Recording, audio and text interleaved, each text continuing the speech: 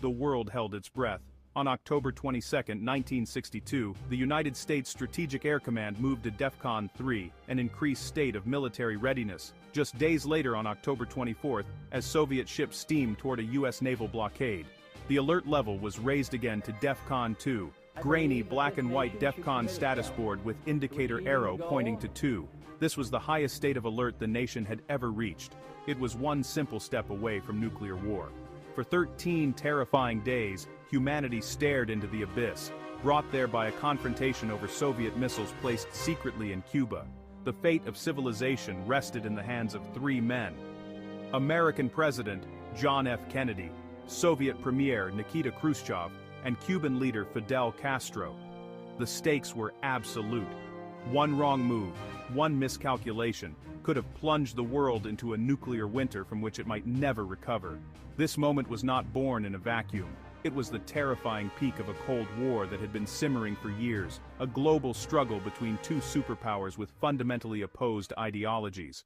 The United States and the Soviet Union had been building their nuclear arsenals, each side believing that a greater number of more powerful weapons would guarantee its safety through a doctrine of mutually assured destruction. But in October 1962, that theory was put to its most severe test. The discovery of Soviet nuclear missiles, just 90 miles from the coast of Florida, was not merely a strategic threat. It was a direct and unprecedented challenge to the United States. A move that brought the abstract fear of nuclear war into the immediate and tangible present for every American. The leaders at the center of this storm were complex men, shaped by the histories of their nations and the immense pressures of their offices. President Kennedy, young and tested by the recent failure of the Bay of Pigs invasion, felt he could not show weakness. He was determined to force the removal of the missiles, to prove American resolve to the world and to his own people.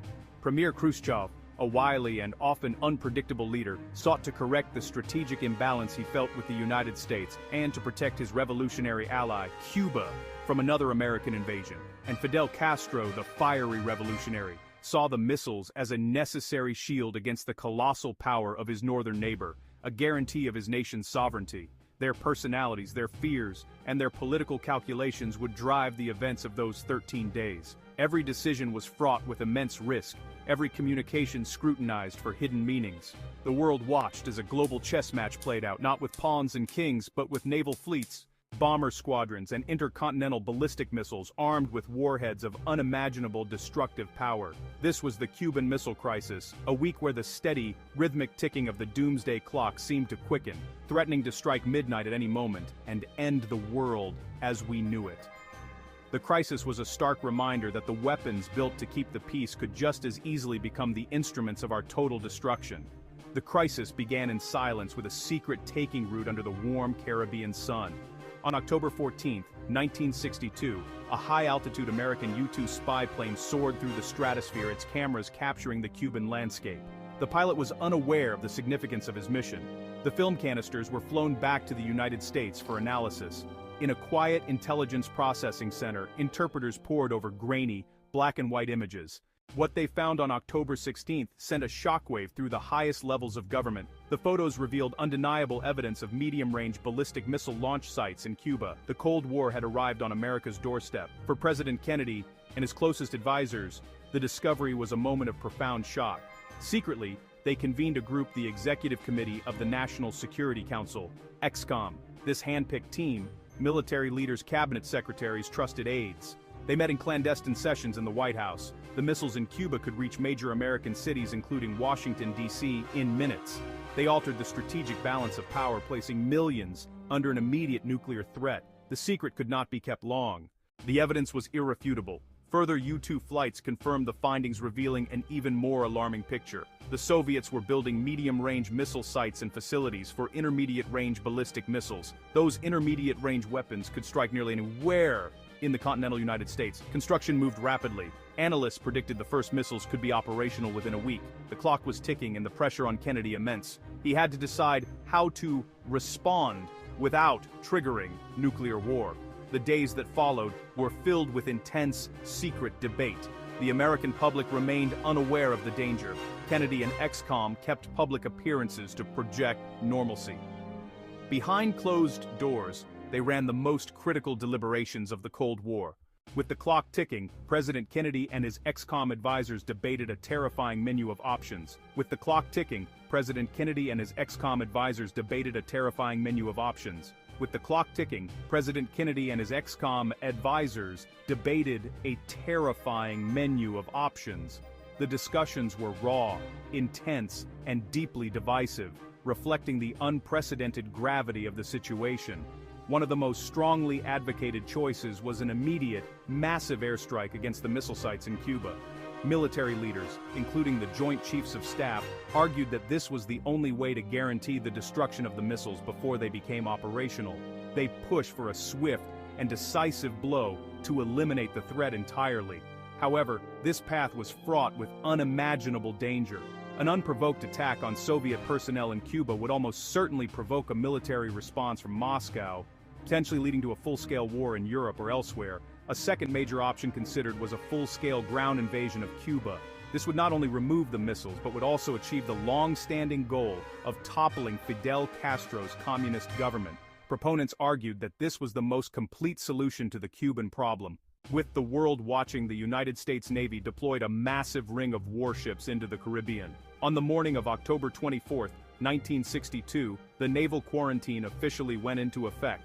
180 American vessels, aircraft carriers, destroyers, submarines formed a line stretching hundreds of miles. Their mission: intercept and inspect Soviet bloc ships heading toward Cuba to ensure they were not carrying offensive weapons. This was the moment of maximum tension. President Kennedy and his advisors in the White House Situation Room anxiously awaiting news. The first Soviet ships were approaching the quarantine line. The world watched to see if they would stop. The action was framed as a quarantine, not a blockade diplomatic maneuvering. The Kennedy administration secured a resolution from the Organization of American States which voted unanimously in support. That gave the action international legitimacy, portrayed as collective defense of the Western Hemisphere. But in reality, American warships prepared to forcibly stop and board Soviet vessels, an act that could be seen as an act of war. Tension in the White House, as reports showed Soviet ships nearing the line. Dean Rusk at the map to McGeorge Bundy. We're eyeball to eyeball, and I think the other fellow just blinked. Word arrived, closest Soviet ships had stopped dead in the water or altered course away from Cuba. A collective sigh in the Situation Room.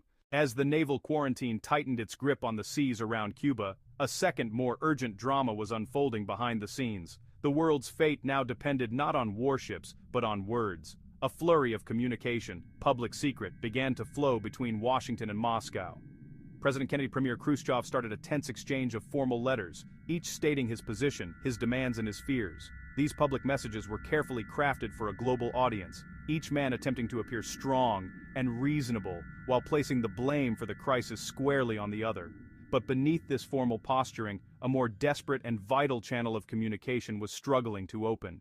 John Scully, a correspondent for ABC News, was unexpectedly contacted by a senior KGB official named Alexander Fomin, the cover name for KGB station chief Alexander Feklisov. In a meeting at a Washington restaurant, Fomin proposed a deal. On plan som gestingdan gen Ostobom of one. The Soviets would remove the missiles under UN supervision in exchange for a public pledge from the United States not to invade Cuba. Scully immediately rushed this information to the White House. This back-channel offer was the first real sign that Khrushchev was looking for a diplomatic exit. It suggested a possible resolution that did not require military action, a way for both sides to step back from the brink. The situation grew more complex and confusing when two very different letters arrived from Khrushchev himself.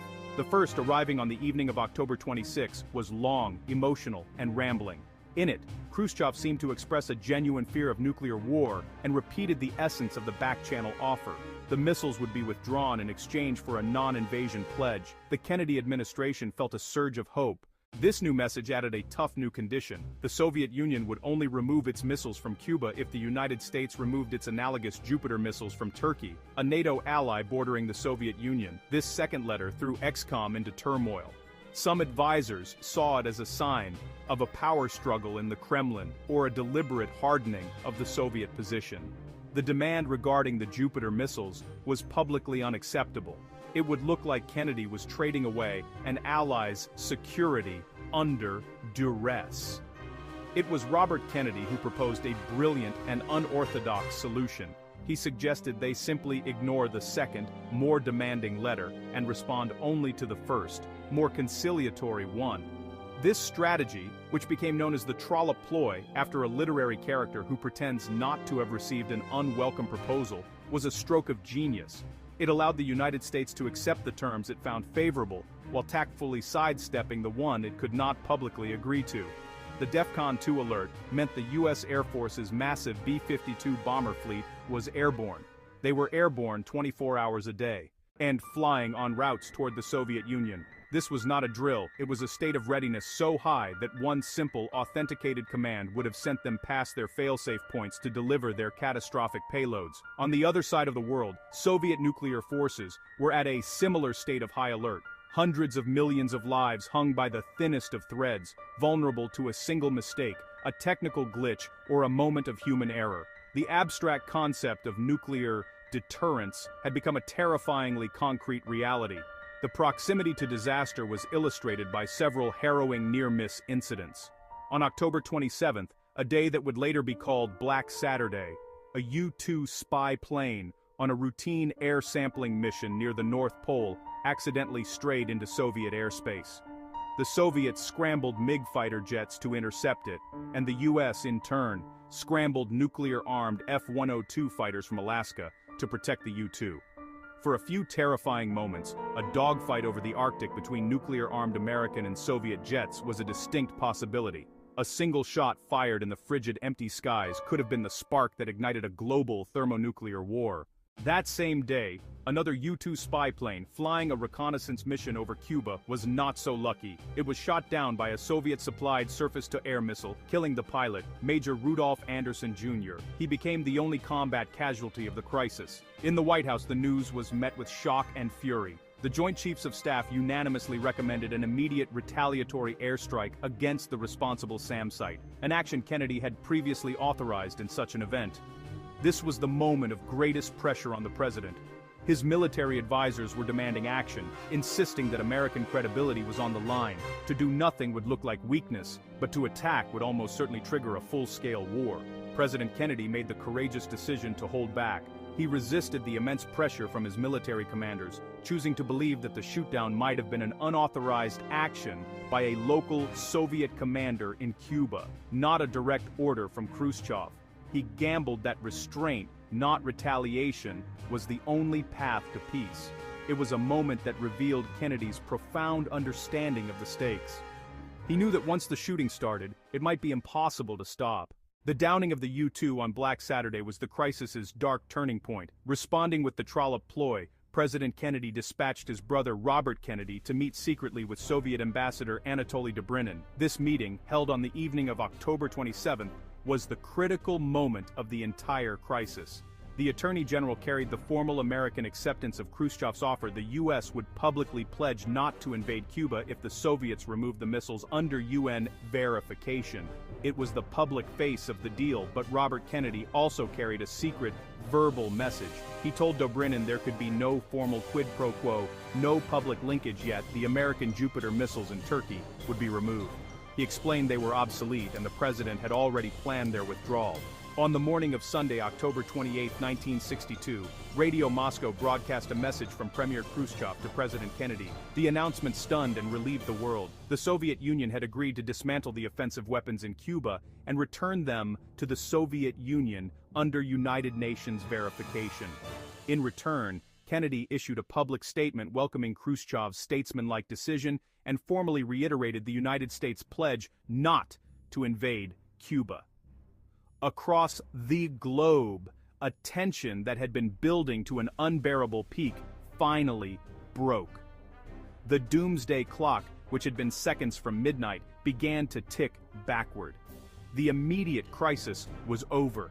Soviet ships carrying the missiles soon sailed away from Cuba. The immediate effect was one of profound, collective relief. In the White House, there was not celebration, but a deep sense of exhaustion and sobriety. They knew how close they had come to the end. President Kennedy reportedly told his brother, "This is the night I should go to the theater," a reference to Abraham Lincoln's fateful decision. For the general public, who had spent days living with the visceral fear of nuclear attack, the news brought an end to the immediate terror. But the crisis left a deep and lasting scar on the psyche of the world. It was a stark, unforgettable lesson in human vulnerability and the terrifying power of the weapons humanity had created. The world had looked into the abyss, and no one who saw it would ever be the same again. The single most important lesson from those 13 days is the absolute necessity of clear, direct and continuous communication between adversaries, especially in a crisis. The crisis so terrified both Kennedy and Khrushchev that it led directly to the establishment of the Moscow-Washington hotline, a direct teletype link to ensure that the leaders of the two superpowers could communicate instantly in a future crisis. The week the world almost went nuclear serves as a timeless and sobering warning. It teaches us that brinkmanship is a fool's game, that the line between a controlled confrontation and an uncontrollable catastrophe is terrifyingly thin. As President Kennedy himself reflected afterward, "It is insane that two men, sitting on opposite sides of the world, should be able to decide to bring an end to civilization." The events of 1962 remind us that in the nuclear age, the ultimate strength lies not in the willingness to wage war, but in the wisdom and courage to prevent it. We must never forget how close we came, and we must never allow ourselves to come that close again.